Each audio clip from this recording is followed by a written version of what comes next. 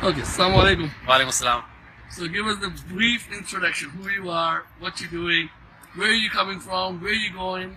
Okay, so my name is Hasan Syed, and I will be running from Vancouver to Ottawa coming this April 9th, Monday, April 9th, and I will be running to raise awareness for lack of clean running water in First Nation reserves.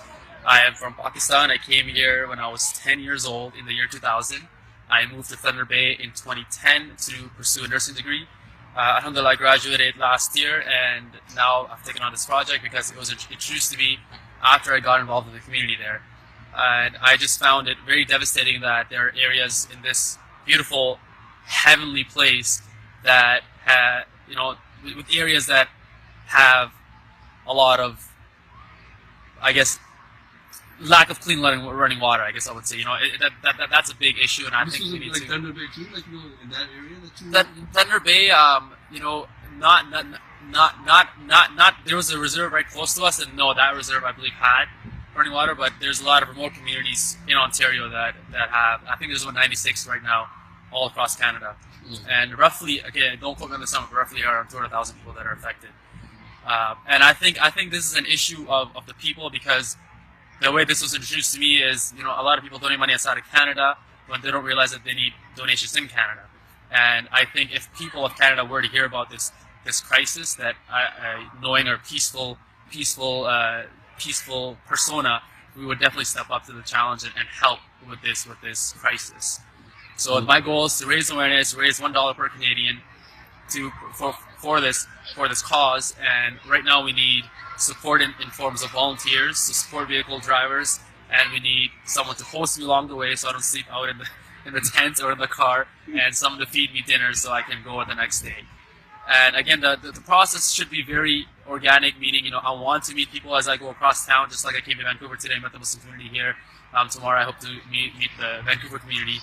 And I think the best way is to start a conversation. When you start a conversation, you get educated. When you get educated, you learn something new. And then when you learn something new, you can do something about the issue. And do you have a support team in place? I have, right now, we have someone for the first 10 days. We need someone to cover after the first 10 days as a driver. And yes, but we do have a vehicle. We just need a driver now. Okay, so the support. So in 10 days, let's see, for example, how many kilometers you're planning to run every day? Okay, so my goal, good question. My goal is to run about 50 kilometers a day, which and I want to be out in the day for about 10 hours. So I'm hoping to do 5 kilometers in an hour, which works out to be about 1.5 for the first two 15-minute blocks, and then 1 kilometer for the last two 15-minute blocks. And after the 10 hours, I'll just be sleeping a lot and resting, and then probably repeat that the next day. I know my body will take a little bit of adjusting to in the first 2 weeks, so that might be up and down. But the ultimate goal is to cover about 300 kilometers a week. So inshallah, if everything goes well, I should be in Calgary by the end of April, beginning of May. But that's like if everything is good, my body just right away. But again, that can be plus or minus 5 days. Okay.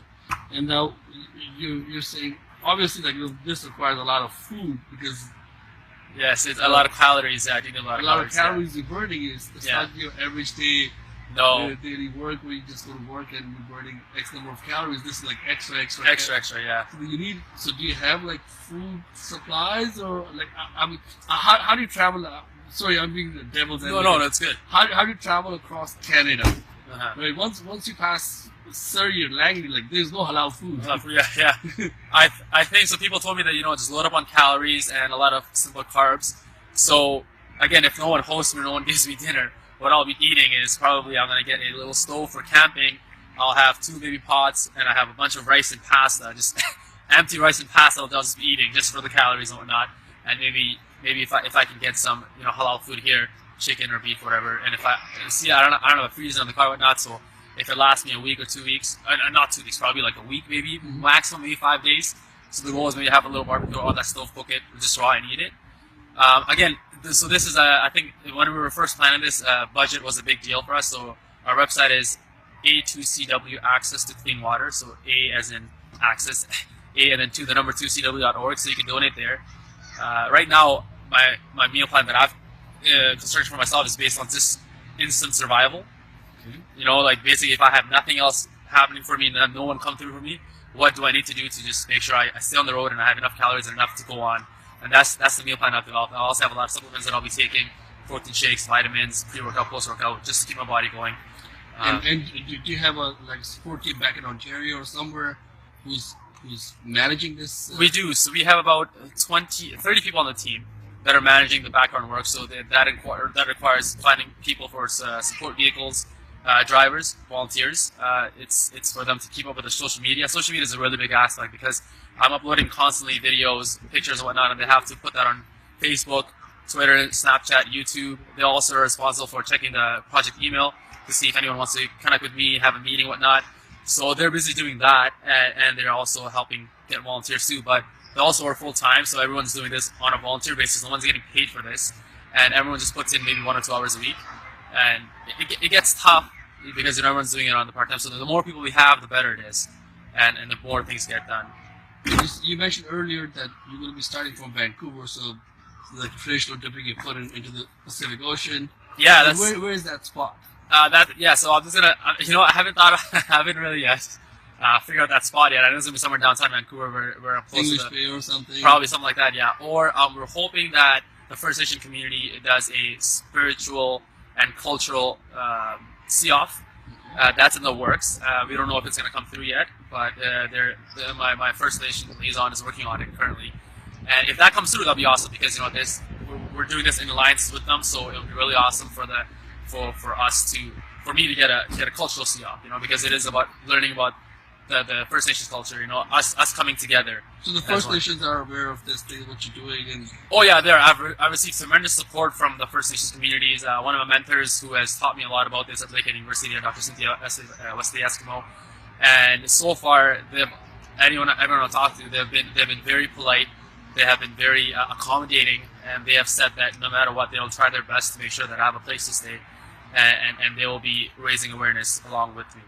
So that's good then. So you have a huge support from the First Nations, people that are affected the most. We do, yeah, because I knew the first thing was to make sure we start a conversation with them to see how we can approach this, right? I don't want to overstep any boundaries, and I'm learning brand new in this, so I want to make sure that I'm going in this with knowing nothing. And I tell myself that I know nothing, because when I tell myself I know nothing, then I'm open to learning new things. And because of that, I'm hoping, and I'm always learning something new, and they're always teaching something new, and I think that's the best way to go about it, because I want to get educated on this. And now the good part is, like, when you're doing this thing, one of the best parts is like this is putting Muslims on, Canadians especially, like, that listen, we're not what media projects. Is like this is something completely out of the box thinking, which is very good. We can mention for that. Very excellent job. What kind of support do you have from the Muslim community? What kind of support do you have from the Muslim community side of it? Well, thank you.